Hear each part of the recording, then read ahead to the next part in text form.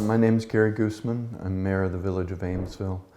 I've been mayor for 8 years. I've been elected to 2 terms. Day to day, well, it's a part-time job, so I'm not here at the office every day, and I can check email from the staff. We don't have any full-time staff in the village of Amesville. It's a community of around 200 people. Our annual budget is about $200,000. So there's no staff that's full-time, everybody's part-time.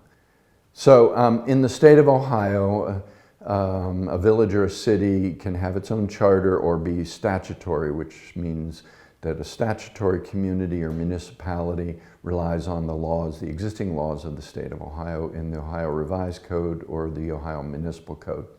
And we are a statutory community.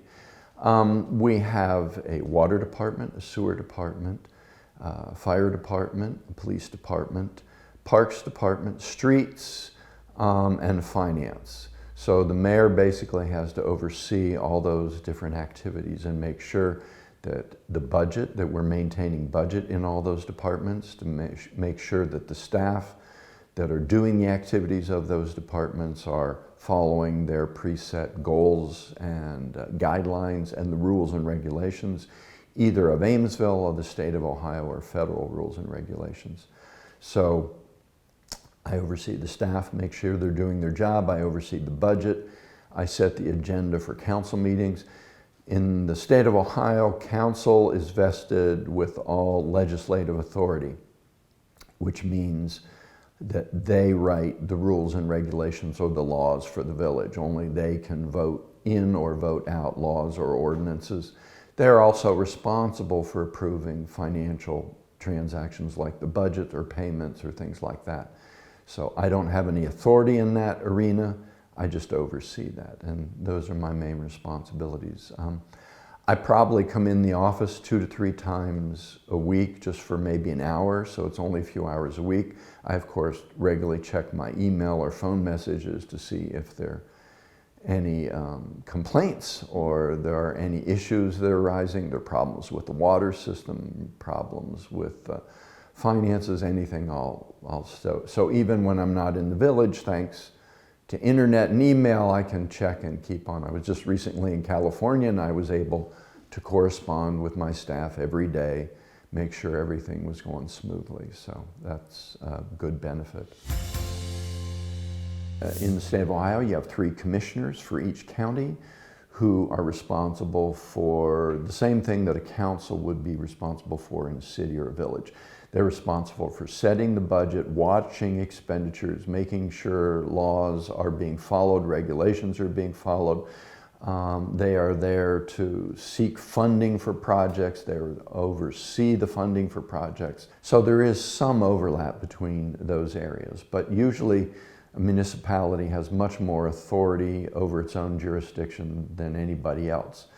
Lastly, though, there's the state of Ohio, and the state generally trumps anything that a municipality can do. So you have lots of different regional groups. Buckeye Hills is a development district, so they work with a number of counties to help you get funding for water or sewer development or for environmental projects or for economic development projects. So they have access to money from ARC, the Appalachian Regional Commission. So their jurisdiction there is to work with you around these kinds of projects, but they don't have any legislative authority in terms of setting rules and regulations for your community. The Ohio EPA covers the entire state, but then they have district offices. The district office for Southeast Ohio is Logan, and I don't know how many counties. They probably have 20 counties, more or less, in their district. But then that district office deals directly with a county or a township or a municipality as it relates to EPA issues: pollution, air quality, water quality, septic, sewer systems, all those kinds of things. So anything that would help you advance housing or infrastructure issues, the ARC can help a community with funding, with information, with resources. So. For festivals and parades and events in the county, Athens County, there's usually no rules and regulations other than those that would be part of, say, the health department. So if you're going to have a festival, you're going to serve food, you must meet health department regulations. And so, like the park in Amesville, there's a permit, so a group wants to create an event in the park, then they would need to get a permit to use the park or certain area. There's no fee for that, and I assume most communities have that same kind of system where it's a simple fill out a form so that you can use an area and not be in conflict with other uses. And there'll be some rules about what you can do. You know, you can't just throw your trash on the ground, those kind of things. Pretty much common sense stuff. We have a form online to use the park. So we have a park shelter and we have various other areas in the park. We have a stage. So if somebody wants to use a shelter for like family reunion, they go online, print the form, fill it out, and drop it off. Well, the process for doing placemaking and art and things, it depends on where it's going to take place. So if you have a private building, like someone owns a building for a business and they want to put a mural on the wall, that's up to them. The only thing that would interfere with them doing that is if it doesn't meet the obscenity laws in the state of Ohio.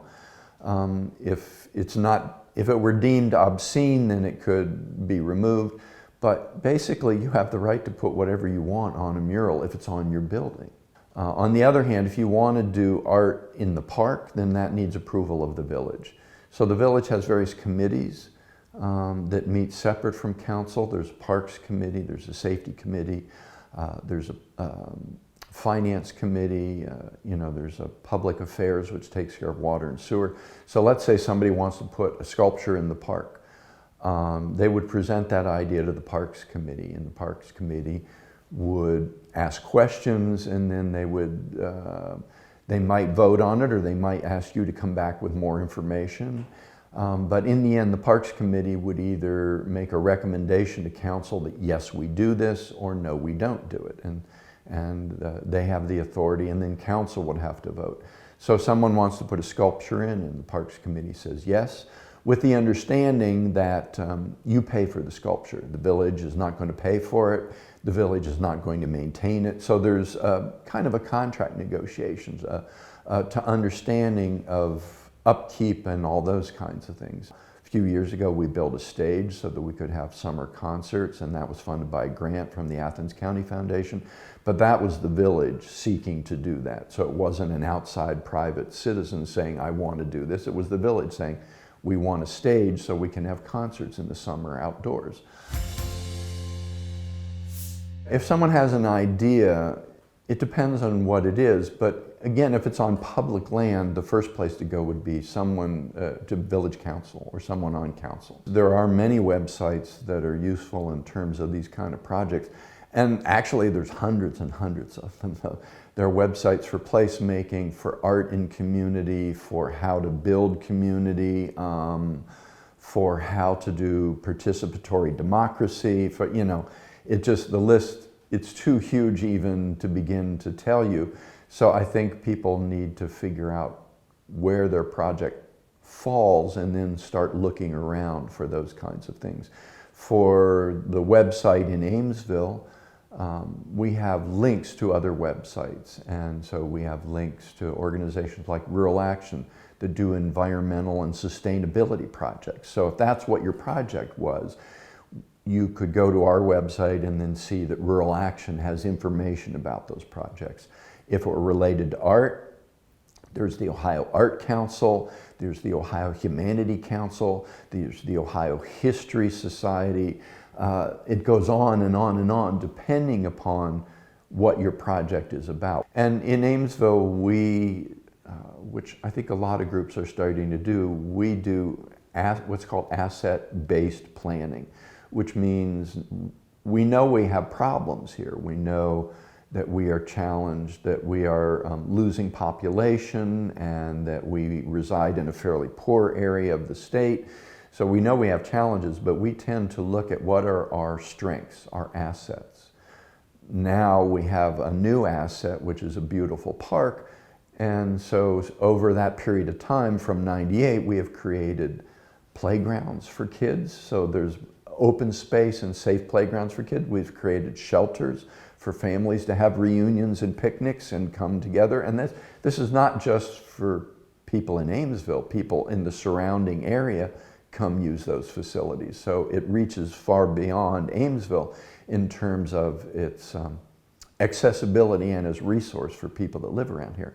But with the playground, the shelter, the stage, now we can have outdoor performances, a basketball court for recreation.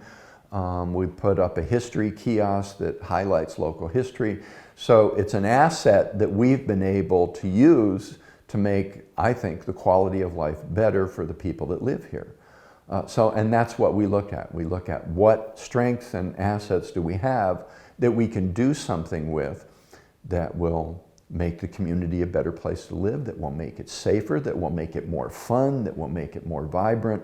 So those are our goals, and I think those are the goals in general of community improvement and community participation.